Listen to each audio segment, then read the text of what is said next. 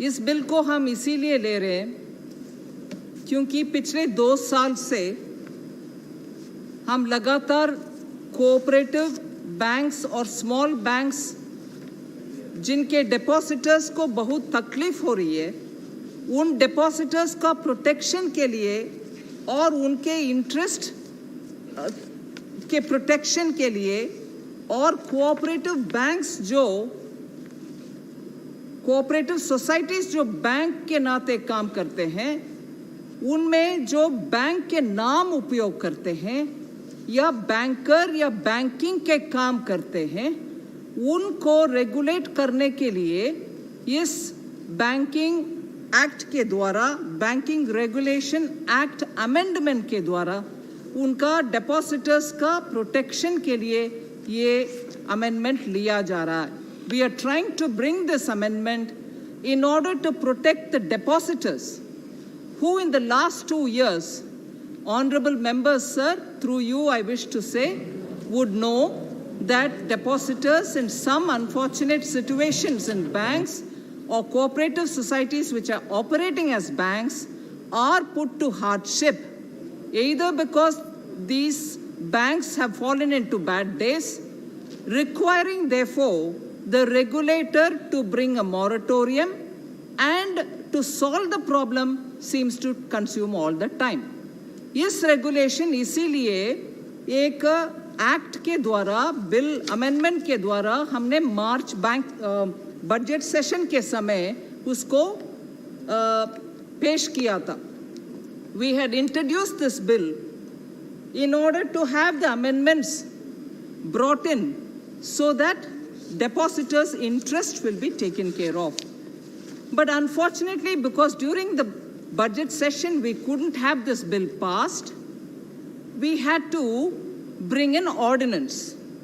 And that ordinance was brought in only because the health, financial health of many of these cooperative societies which were also performing as banks was becoming very delicate. मैं सदस्य गण सबको आपके द्वारा ये जानकारी देना चाह रही हूँ कि कोऑपरेटिव बैंक्स का हालात थोड़ा गंभीर होने के कारण लॉकडाउन के पीरियड होते हुए भी हमने एक ऑर्डिनेंस ले आने का मजबूर हुआ.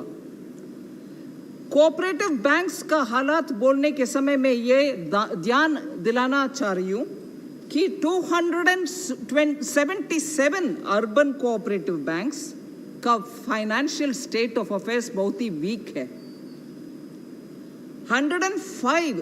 277 urban cooperative banks loss report कर रहे हैं. 105 अर्बन कोऑपरेटिव बैंक्स उनका अपना मिनिमम रेगुलेटरी कैपिटल रिक्वायरमेंट भी भरपाई नहीं कर पा रहे हैं. Meaning 105 urban cooperative banks are unable to meet even the minimum regulatory capital requirement. So 47 having negative net worth, 47 का net worth negative है. फिर 328 urban cooperative banks are having more than 15% gross NPA.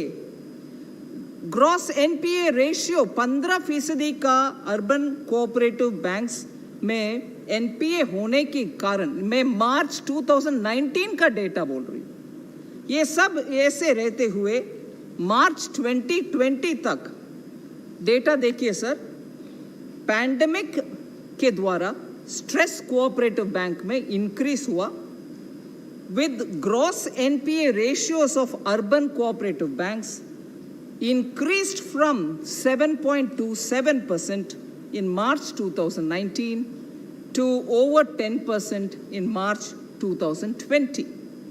Therefore, it was felt that in the interest of the depositors, we should have this ordinance brought in. Now, that ordinance will have to be replaced so that we are able to have 3 different things brought in, sir. Section 3 का amendment हो रही है, section 45 का amendment हो रही है, section 56 का भी अमेंडमेंट हो रही है. Now, amendments to 3 and 56 are clearly because bank के नाम रखते हुए जो भी कोऑपरेटिव सोसाइटी फंक्शन करते हैं उनको कमर्शियल बैंक्स को जो रूल्स लगता है वही रूल उनको भी लगना चाहिए. By amending section 3 and section 56, we are making provisions applicable, that which is applicable for banking companies, that is commercial banks, to cooperative banks also, so that cooperative banks are equally subjected to better governance and sound banking regulations through the RBI. ये section 3 का amendment और section 56 का amendment का motive यही है, objective यही है. Section 45 का भी अमेंडमेंट हो रही है. ये क्यों हो रही है? That will enable the RBI to make a scheme of reconstruction और amalgamation. For example, the way in which the recent Yes Bank reconstruction scheme happened to protect the interests of the public depositors.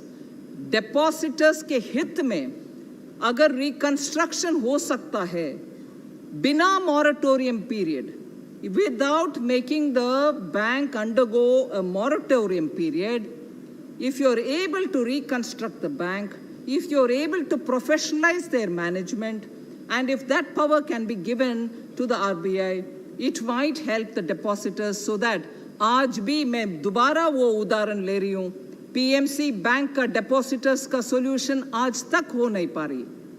अगर RBI के पास section 56 के द्वारा इस amendment के द्वारा section 45 इस amendment के द्वारा आरबीआई को हम वो पावर सौंपा देंगे, जैसे यस बैंक को हुआ, उधर भी मॉरेटोरियम के साथ हुआ, मगर बिना मॉरेटोरियम और तकलीफ कस्टमर को, डेपोसिटर्स को ना करते हुए अगर रिकंस्ट्रक्शन कर सकते हैं और जल्द से जल्द डेपोसिटर्स के इंटरेस्ट को हम प्रोटेक्ट कर पाएंगे, उनका सर्विस लगातार कंटिन्यू हो सकता है, ये 45 सेक्शन का अमेंडमेंट के द्वारा वो होगा.